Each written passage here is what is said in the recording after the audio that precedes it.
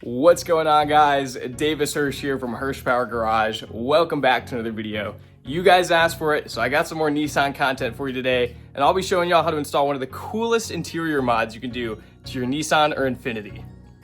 Right now, I've gone ahead and unboxed the e-brake, and as you can tell, it looks phenomenal. This is so much higher quality than we got with the OEM car, and it should be mentioned that Patrick, the guy who makes these, uses OEM e-brake assemblies and then disassembles them before putting on the new e-brake, so that you're not gonna have any issues with fitment or making sure that the e-brake can be dialed in once it's in the car. It's gonna be good as take the old one out and get this new one installed.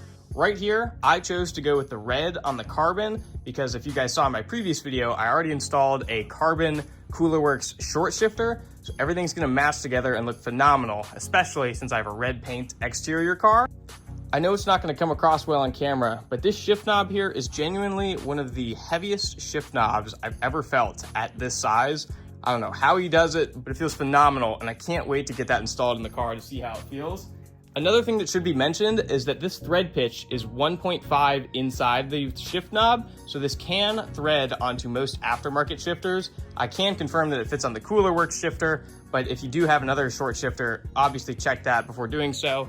But let's say you want to get this installed on a car that does not have that different thread pitch. He also sends you an adapter right here. So this will thread into the 1.25 that the OEM car has. To complete the look, he also offers these shift boots, which will replace the OEM leather. This will, of course, be customizable as far as what color you choose to get your e-brake in. I matched with the red once more.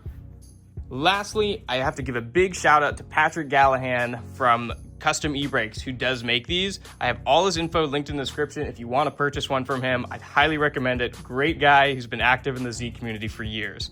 Let's go ahead and get started. Heading on over to the car now. As you can tell, I've already finished the install, but something I wanted to mention is that if you don't have an aftermarket shifter in the car and you have the original OEM shift knob, those are notoriously extremely hard to twist off and remove. Almost every time that you remove them, they're gonna stretch the leather and basically ruin the shift knob. So if you do want to keep your OEM shift knob, as you'll need to remove it to get the center console out of the car, make sure to check out my video linked in the description below where I show you guys how to remove it without messing it up. Then, to get the center console out, we're gonna have 4 Phillips head screws, 1, 2, and then 3 and 4 right down there. And we'll pop out the little trim panel here and get those 2 clips disconnected for the hazard lights and the S mode or synchro rev match. Want to do, like I said, remove your shift knob and then grab in the boot right here. Just pull that right up. I've already disconnected this off camera, but there's going to be a sensor for the rev match. I'm not sure if you'll have it plugged in. If not, actually, yeah, that would be for your hazards. But this sensor will plug right in there, actually like that. What you're gonna wanna do is press down just like that and pull it out. So we're gonna set this to the side for now. And there are gonna be some more Phillips head screws that you're gonna need to undo. One right there, and you're also gonna be taking off of both of these rubber like knee guards or whatever cushions, and those will be more Phillips heads. So to remove the knee cushions, what you're going to do is unscrew that screw right there as well as this one, and then just it will pop right off. One quick thing to mention is that after I filmed that clip, I realized that certain model year 370Zs have electrical items in the center console and others don't. So if you have a cigarette lighter plug down there, what you're gonna go ahead and do is lift the back side of the center console up, reach under there, disconnect the plug, and then you'll be good to continue taking out the center console. After the center console is removed, we're gonna have 3 12mm bolts right here, along with 1 10mm here, and a clip that holds the e-brake on. We're just gonna push on the back side of this clip to disconnect that. Just a simple pop off, just like that. And there will be a little push clap right here that we'll have to remove to get this loose. Then, once we go ahead and do that, I've gone ahead and measured the distance or how many threads are on this before I release it. So that when we get the new one installed, I'll know how much to tighten it. We're gonna go ahead and get that loose. If you're struggling to get the bolt out of this hole, which we removed the 10 mil from, just keep wiggling it up and down and it will eventually slide on out. I fought with that for a couple minutes, but it's just as simple as it's slightly stuck and you'll have to just pull that out a little bit. Right here, I'm gonna get this wiped off a little bit, just because when else am I gonna be in here again? And then we're gonna grab our new e-brake and get that threaded in and set up accordingly. And we will have to pop this little dust cover that prevents the elements from below the car from getting back in. I'm gonna go wash my hands off so that I don't risk getting this cloth dirty. Next up, we're gonna go ahead and just slide this dowel pin in how we had it before. This will be a bit of a pain,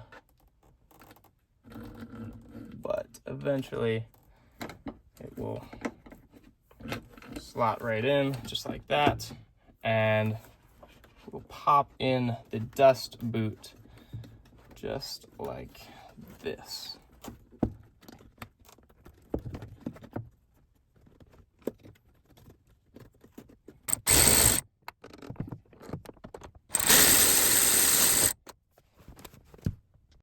As you can see here, I've got the shift knob threaded on and it looks great. The issue is that if you have a cooler work shifter, to get into reverse, you have to lift the lockout tab like this. So that is why we screw on this nut here to basically set the height of the shift knob to where it still has more threads, but that it's not going to be loose. So you'll figure out how much you need to lift this up, unscrew the shift knob, get this nut threaded onto there. This is going to be a 19 millimeter. And then we can go ahead and thread on our new shift knob.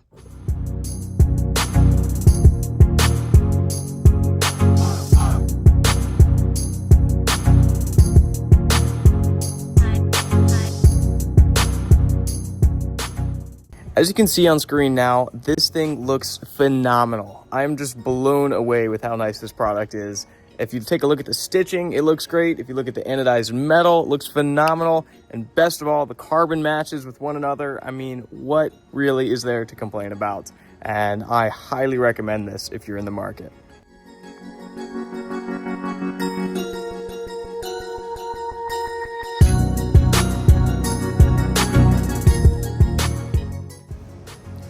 That's gonna wrap it up for today's video, guys. I really hope y'all enjoyed, and I wanna give another big thank you to Patrick Gallahan from Custom E-Brakes for making this happen. If you're considering getting one of these, be sure to reach out to him. He can do custom colors, custom etching, custom anything you want. He's a great guy, once again. He's really worthy of your support. If y'all have any questions, be sure to leave those in the comments below. I look forward to hearing from y'all soon. See ya.